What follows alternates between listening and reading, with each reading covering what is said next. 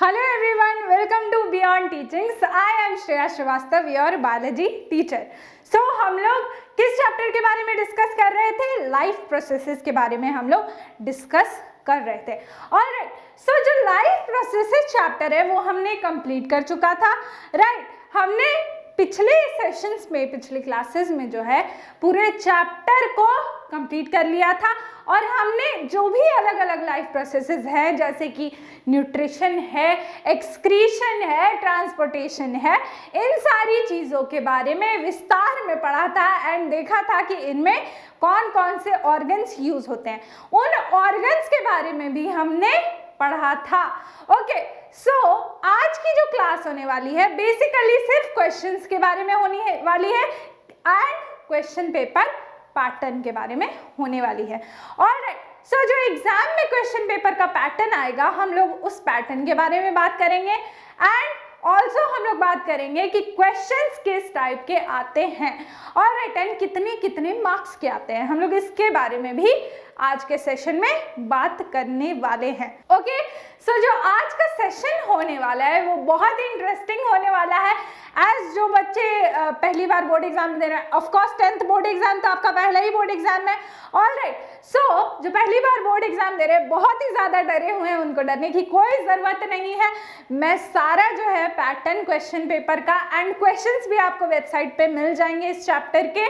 मैंने अलग से बहुत सारे क्वेश्चंस बना के रखे हुए हैं, उनका पैटर्न मैं आज आपको इस वीडियो में बताने वाली हूँ. किस क्वेश्चन में कितना मार्क्स का आता है, कौन सा क्वेश्चन अटेम्प्ट करना चाहिए, कौन सा क्वेश्चन नहीं अटेम्प्ट करना चाहिए, ये भी हम लोग आज की वीडियो में जो है डिस्कस करने वाले हैं. Alright, so let's start today's session.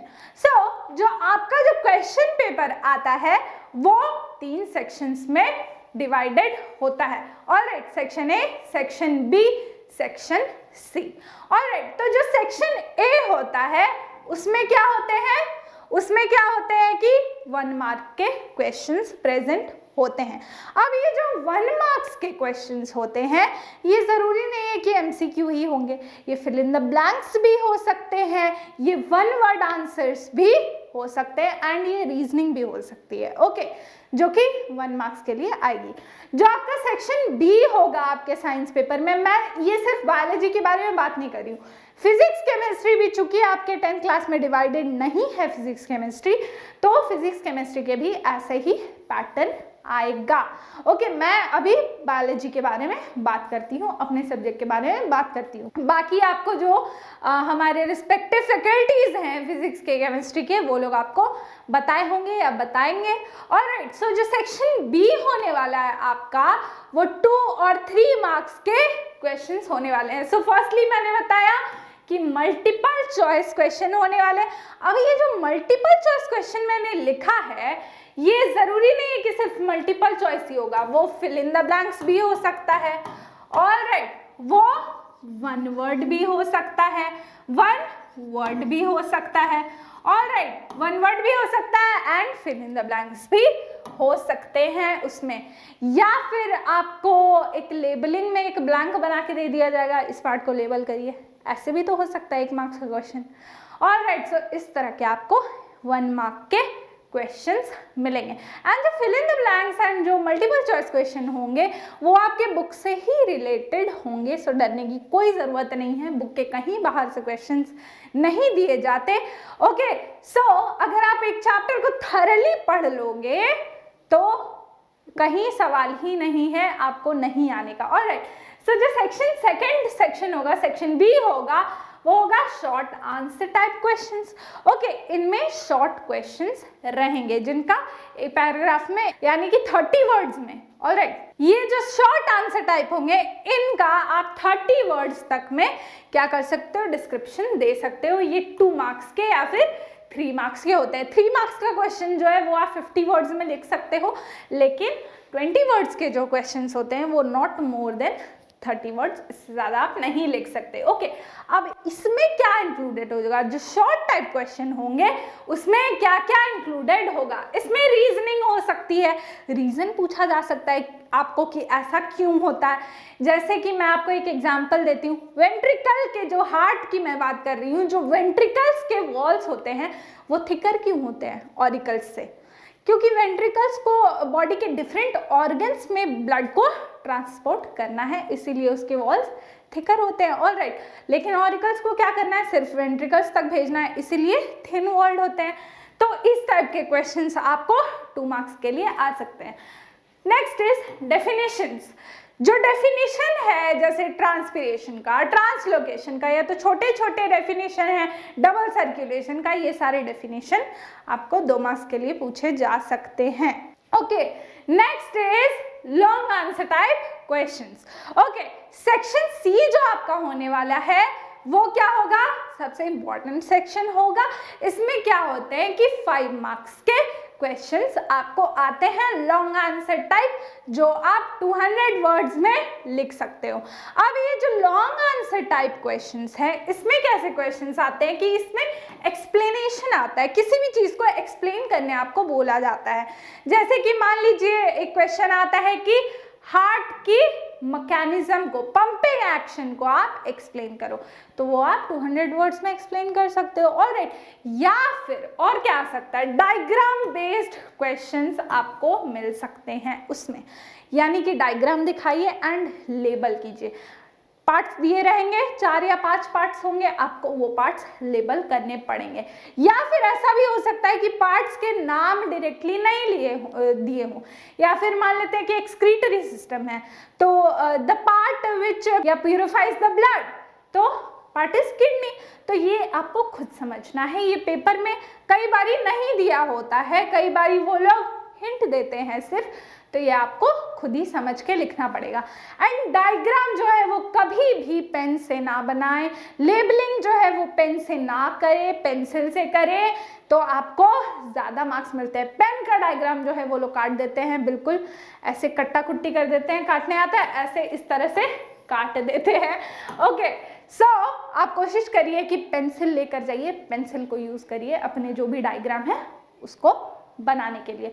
Alright, सो ये सारी चीजें एक क्वेश्चन पेपर में इंक्लूडेड रहेंगी। अगर आपको इससे रिलेटेड और कोई भी डाउट है कि किस तरह के क्वेश्चंस आते हैं, शॉर्ट आंसर टाइप में क्या आएगा, right the process of photosynthesis, reactions involved in the photosynthesis. Okay, अब शॉर्ट टाइप क्वेश्चंस में क्या होता है कि कभी कभी एक क्वेश्चन है, मान लेते हैं क्वेश्चन नंबर 1, ऑलराइट, इसके सब पार्ट्स हो सकते हैं, सब पार्ट 1, सब पार्ट 2, या फिर ऐसे भी हो सकता है कि सब पार्ट ए या फिर सब पार्ट बी। ओके, तो अगर आप क्वेश्चन नंबर 1 के सिर्फ सब पार्ट ए को कवर कर रहे हो, अगर सिर्फ क्वेश्चन नंबर 1 के सब पार्ट ए को कवर कर रहे हो, तो क्या होगा कि उसी हिसाब से आपको मार्क्स मिलेंगे, आपको पूरे मार्क्स नहीं मिलेंगे। ऑलराइट, सो कोशिश कीजिए कि आप कोई क्वेश्चन छोड़े ना, कोई क्वेश्चन का जगह को ब्लैंक मत छोड़िए। एंड नेक्स्ट टिप इज, आप जब भी आंसर्स लिखते हो तो आप जो नंबर है उसको बिल्कुल क्लैरिफाई कर दो। आप जैसे क्वेश्चन नंबर 1 का ए नंबर आंसर आपको आता है, बी नंबर नहीं आता है। ऑलराइट, तो आंसर शीट में आप क्या लिखोगे, 1A। ऑलराइट, 1A आप लिख के देन आपका जो भी आंसर है वो लिखना स्टार्ट करोगे। ऑलराइट, या फिर बी नंबर लिखना है तो 1B। ऑलराइट, इस तरह से आप आंसर लिखना स्टार्ट करोगे। और जब भी आप आंसर लिखो, कोशिश करो कि उस आंसर को जितना पॉइंट वाइज किया जा सके, एक्सक्लूडिंग दिस डेफिनेशंस को आप पॉइंट वाइज नहीं लिख सकते, मैकेनिज्म को पॉइंट वाइज लिखने की कोशिश करो। जो स्कीमेटिक जो है रिप्रेजेंटेशन, उसको आप पॉइंट वाइज, जैसे मान लेते हैं कि एक डायग्राम को एक्सप्लेन करने बोला गया, हार्ट के डायग्राम को एक्सप्लेन कीजिए, इसमें क्या क्या पार्ट्स होते हैं, उनका फंक्शन क्या होता है, तो ये आप लोग पॉइंट वाइज लिख सकते हो।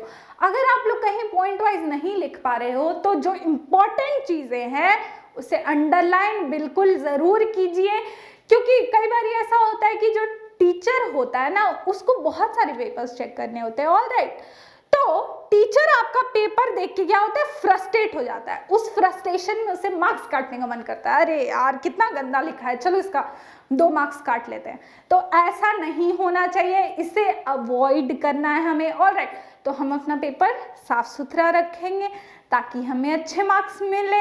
ऑलराइट, एंड इम्पॉर्टेंट थिंग्स को अगर आप पॉइंट वाइज नहीं लिख पा रहे हो तो इम्पॉर्टेंट थिंग्स को अंडरलाइन ज़रूर कीजिए, हर आंसर के बाद एक लाइन ज़रूर खींचिए। लाइन खींचने में क्या ही लगता है, स्केल है, पेंसिल है, टान दो एक लाइन, कितना ही टाइम लगेगा, 2 सेकेंड का टाइम लगेगा। ऑलराइट, 2 सेकेंड भी बहुत ज़्यादा बोल रही हूँ मैं, 1 सेकेंड का टाइम लगेगा, पर आपका पेपर साफ सुथरा दिखेगा।